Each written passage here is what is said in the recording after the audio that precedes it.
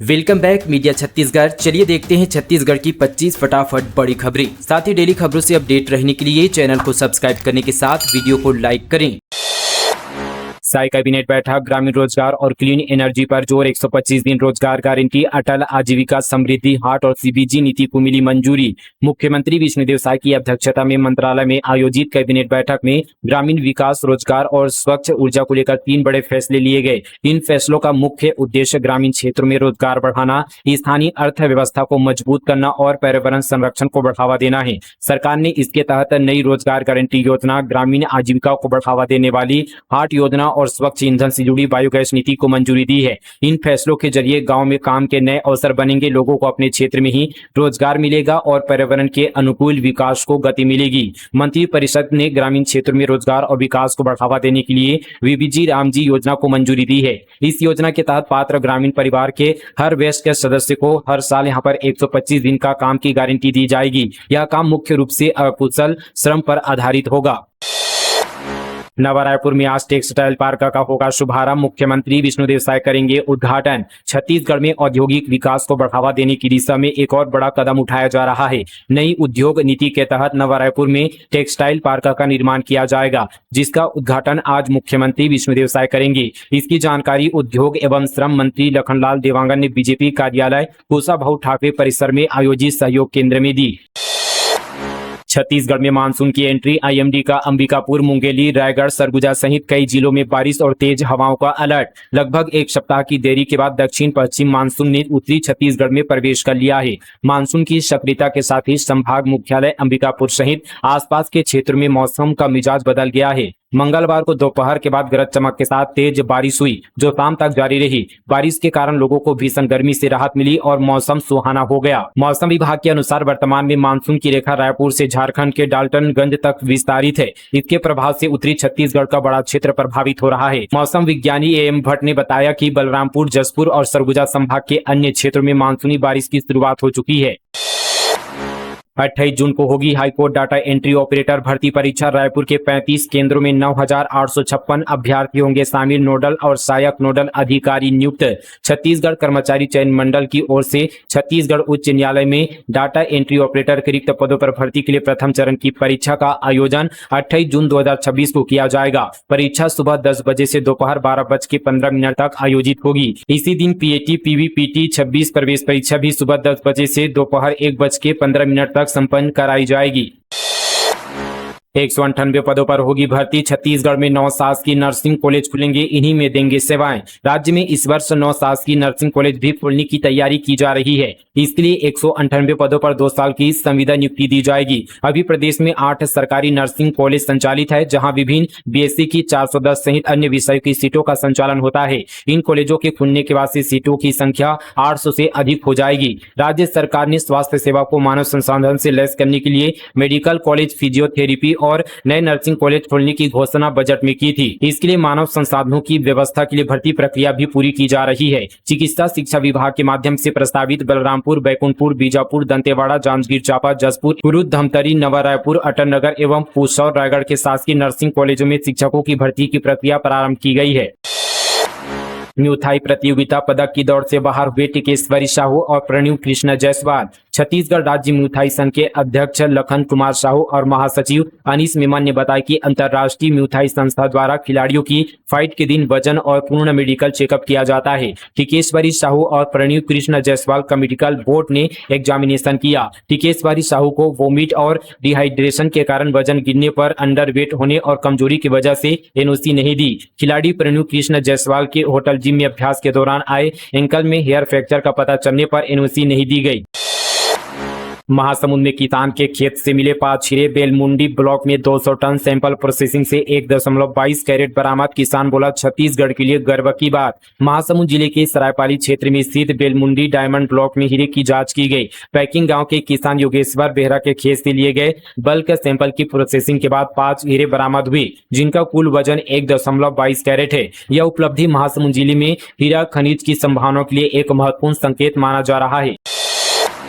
शासन प्रशासन ने नहीं सुनी गुहार तो ग्रामीण ने खुद के पैसों से बना लिया पुल, चारों तरफ हो रही है तारीफ। गरियाबंद जिले के तहसील मुख्यालय मैनपुर नगर के स्टाफ डैम मोहल्ला वासी पिछले 20 से 25 सालों से बारिश के 4 माह बेहद दयनीय स्थिति में गुजारने को मजबूर होते हैं। मैनपुर नगर से गुजरने वाली फुलझर नदी के उस पार ग्राम पंचायत मैनपुर कला के वार्ड क्रमांक 1 में लगभग 30 से 35 परिवार निवास करते हैं और इस मोहल्ले के लोग बारिश के दिनों में जर्जर हो चुके 20 फीट गहरे जानलेवा स्टाम्प डैम को छलांग लगाकर पार करने को मजबूर होते हैं। इतना ही नहीं, मैनपुर की स्कूलों में पढ़ने वाले मोहल्ले के छोटे छोटे स्कूली बच्चे जान जोखिम में डालकर आना जाना करते हैं। सबसे ज्यादा परेशानी किसी की तबीयत खराब होने पर या फिर गर्भवती महिलाओं को अस्पताल तक ले जाने में उड़ती है। ग्रामीण मैनपुर नदी में पुल निर्माण की मांग को लेकर शासन प्रशासन से गुहार लगाकर थक चुके और तो और इस मामले को लेकर कई बार जनपद से लेकर कलेक्टर कार्यालय तक ज्ञापन भी सौंपा गया, लेकिन ग्रामीणों के इस मांग की तरफ अब तक ध्यान नहीं दिया गया। ऐसे में ग्रामीणों ने पैसे इकट्ठा कर खुद ही यहाँ पर जो है पुल का निर्माण करना शुरू कर दिया।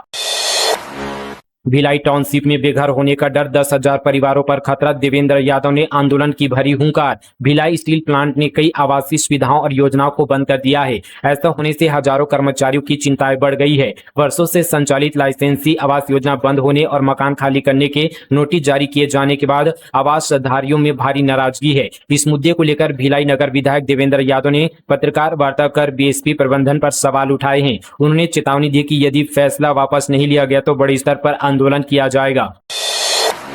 किराना व्यापारी को किडनैप करने वाले 3 गिरफ्तार, गौरेला पिंडा मारवाही पुलिस ने सुरक्षित किया बरामद। गाड़ी में नीली बत्ती और पुलिस बोर्ड लगाकर रखे थे। गौरेला पिंडा मारवाही जिले में 3 दिन पहले किडनैप हुए किराना व्यापारी गिरीश यादव को पुलिस और साइबर सेल ने सकुशल बरामद कर लिया है। पुलिस ने इस मामले में अंतर्राज्यीय गिरोह के 3 आरोपियों को गिरफ्तार किया है। यह घटना 20 जून 2026 की सुबह ग्राम उसाड़ में हुई थी। व्यवसायी गिरीश यादव अपने घर के बाहर खड़े थे, तभी एक बोलेरो कार में सवार हथियारबंद बदमाशों ने पिस्तौल की नोक पर उनका अपहरण कर लिया। बदमाशों ने परिजनों से फोन पर 20 लाख रुपए की फिरौती मांगी थी और रकम न देने पर जान से मारने की धमकी दी थी। अल नीनो के मद्देनजर केंद्रीय कृषि मंत्री चौहान ने ली छत्तीसगढ़ की खेती किसानी की जानकारी। अल नीनो के प्रभाव से इस बार मानसून कमजोर रहने की आशंका के बीच छत्तीसगढ़ सरकार ने किसानों की हितों की रक्षा के लिए तेजी से कदम उठाए हैं। सूखे की स्थिति से निपटने के लिए राज्य सरकार ने कम अवधि वाली फसलों दलहन तिलहन पर जोर, बीज सुरक्षा और फसल बीमा को प्राथमिकता देते हुए व्यापक रणनीति तैयार की है। इस आशय की जानकारी कृषि विकास एवं किसान कल्याण मंत्री रामविचार नेताम ने केंद्रीय कृषि मंत्री शिवराज सिंह चौहान की अध्यक्षता में आयोजित बैठक में दी। बैठक वीडियो कॉन्फ्रेंसिंग के माध्यम से संपन्न हुई। शिक्षा मंत्री गजेंद्र यादव की 2 टूक चेतावनी, सभी डीईओ से कहा स्कूल संचालन और योजनाओं में कोताही बरतने वालों पर होगी कार्रवाई। स्कूल शिक्षा विभाग की विभिन्न योजनाओं एवं शैक्षणिक गतिविधियों की प्रगति की समीक्षा के लिए मंत्रालय में स्कूल शिक्षा मंत्री गजेंद्र यादव की अध्यक्षता में संभागीय संयुक्त संचालकों एवं जिला शिक्षा अधिकारियों की समीक्षा बैठक आयोजित की गई। बैठक में विद्यालयों की सुचारू संचालन, शैक्षणिक गुणवत्ता में सुधार तथा विभागीय योजनाओं के प्रभावी क्रियान्वयन से संबंधित विभिन्न विषयों पर विस्तार से चर्चा की गई। मामूली बातों पर मर्डर, साइको किलर गिरफ्तार, गाली देने पुरानी रंजिश, पत्नी पर बुरी नजर का शक। बलौदाबाजार जिले के खरवे गांव में पिछले 3 महीनों में हुई 8 लोगों की संदिग्ध मौतों का पुलिस ने खुलासा किया है। गांव के ही राम साहेब जायसवाल ने पुरानी रंजिश, गाली गलौज, विवाद कर्ज से छुटकारा पाने, पत्नी पर गलत नजर रखने और टोना टोटका के शक के चलते लोगों को जहर मिलाकर शराब पिलाई। गाँव में अचानक एक के बाद एक मौत होने लगी। सिर्फ एक आदमी की जान बची। पहले ग्रामीणों ने इन मौतों को सामान्य माना, लेकिन शक तब हुआ जब सभी केस में एक ही पैटर्न नजर आया। सभी को राम साहेब ने शराब पिलाई थी। शराब में जहर मिलाकर पिलाया गया था। राम साहेब इतना साथी था कि उसने पीड़ितों को अस्पताल ले जाने में भी मदद की, साथ ही यहाँ पर सभी के अंतिम संस्कार में भी शामिल हुआ। हालांकि संदेह के आधार पर 6 जून को ग्रामीणों ने कसडोल थाने में आवेदन देकर 8 मौतों की जांच की मांग की। पुलिस ने 7 मृतकों के शव को कब्र से निकलवाकर पोस्टमार्टम और फोरेंसिक जांच के लिए रायपुर भेजा। एक मृतक बुद्धराम का अंतिम संस्कार पहले ही किया जा चुका था। जांच के दौरान पुलिस को जानकारी मिली कि आरोपी ने चूहा मारने के नाम पर सुहागा खरीदा था। रायपुर ग्रामीण पुलिस के पहले पुलिस लाइन प्रभारी बने वैभव मिश्रा, कमिश्नर संजीव शुक्ला ने जारी किया आदेश। रायपुर ग्रामीण पुलिस को पहली बार पुलिस लाइन प्रभारी मिल गया है। रक्षित निरीक्षक वैभव मिश्रा को रायपुर ग्रामीण क्षेत्र में कानून व्यवस्था और वीआईपी ड्यूटी के दौरान बल एवं आवश्यक संसाधनों के प्रबंधन की जिम्मेदारी सौंपी है। इस संबंध पर पुलिस कमिश्नर संजीव शुक्ला ने आदेश जारी किया है। साय सरकार की नई पहल सुघर छत्तीसगढ़, अब घर घर पहुंचेगा प्रशासन। 23 जिलों में 31 योजनाओं की 100% पहुंच का लक्ष्य। मुख्यमंत्री विष्णुदेव साय के नेतृत्व में छत्तीसगढ़ सरकार ने ग्रामीण विकास और सुशासन को नई दिशा देने के लिए सुघर छत्तीसगढ़ अभियान की शुरुआत की है। 19 जून 2026 को घोषित इस महत्वाकांक्षी अभियान का उद्देश्य राज्य के ग्रामीण क्षेत्र में संचालित जन कल्याणकारी योजनाओं की 100% पहुंच सुनिश्चित करना है। सरकार का दावा है कि अपात्र हितग्राहियों को योजनाओं का लाभ लेने के लिए कार्यालयों के चक्कर नहीं लगाने पड़ेंगे, बल्कि प्रशासन स्वयं गांव तक पहुंचकर उन्हें योजनाओं से जोड़ेगा।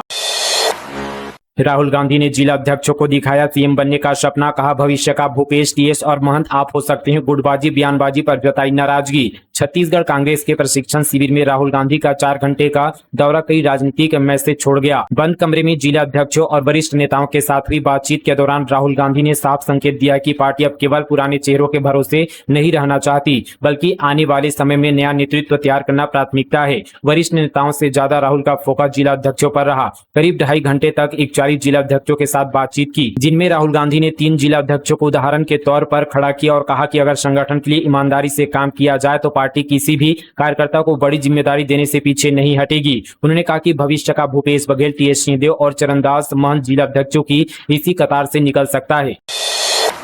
सेंट पॉल स्कूल परिसर में चला बुलडोजर। सामुदायिक भवन के नाम पर कथित चर्च निर्माण पर प्रशासन की कार्रवाई, इलाके में भारी पुलिस बल तैनात। राजधानी रायपुर के सेंट पॉल स्कूल परिसर में बने एक विवादित निर्माण पर बीते दिन जिला प्रशासन और नगर निगम ने संयुक्त कार्रवाई करते हुए बुलडोजर चला दिया।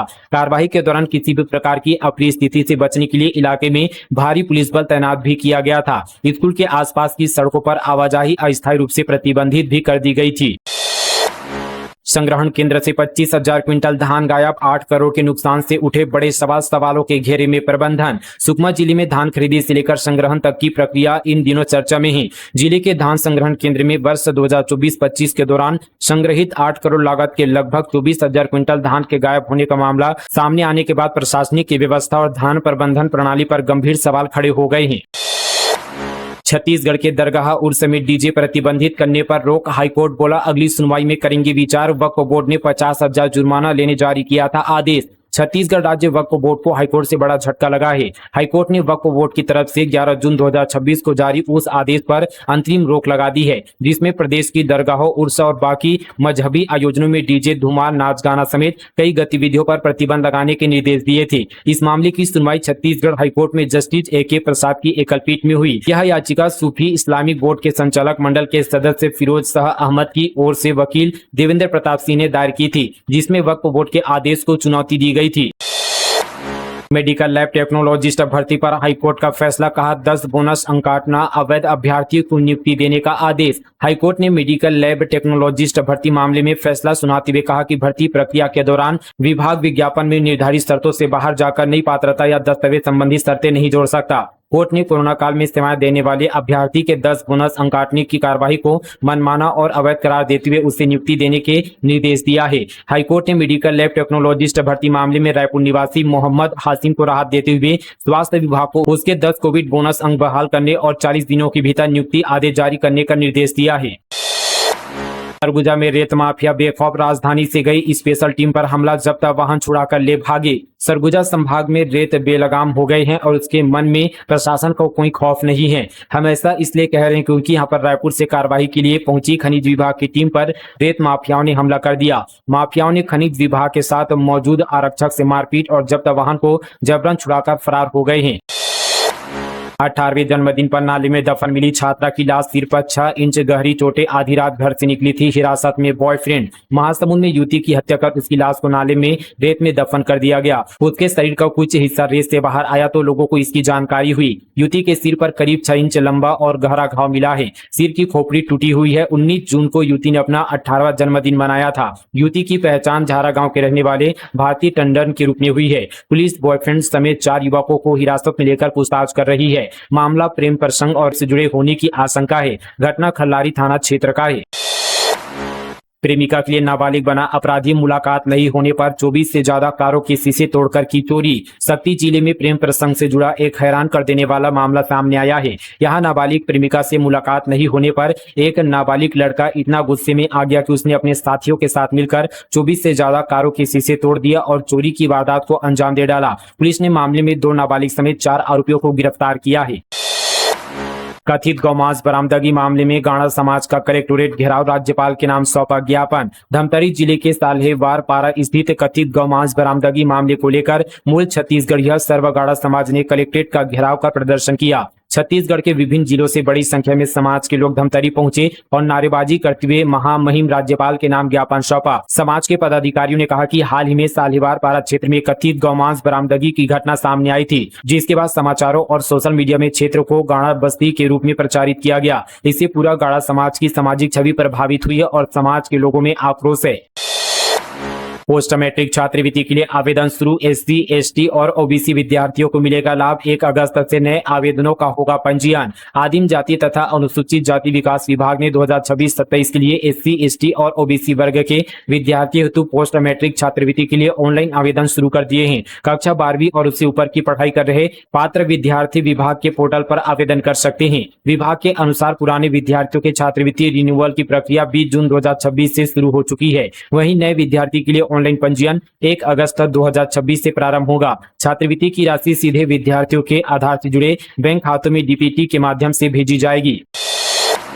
100 करोड़ का STP 3 करोड़ 20 लाख लीटर गंदे पानी का अंबिकापुर करेगा रीयूज। अंबिकापुर अब यहां पर सीवरेज ट्रीटमेंट प्लांट लगा रहा है। 32 MLD का सीवरेज ट्रीटमेंट प्लांट लगाने का काम एक प्राइवेट कंपनी को दिया गया है।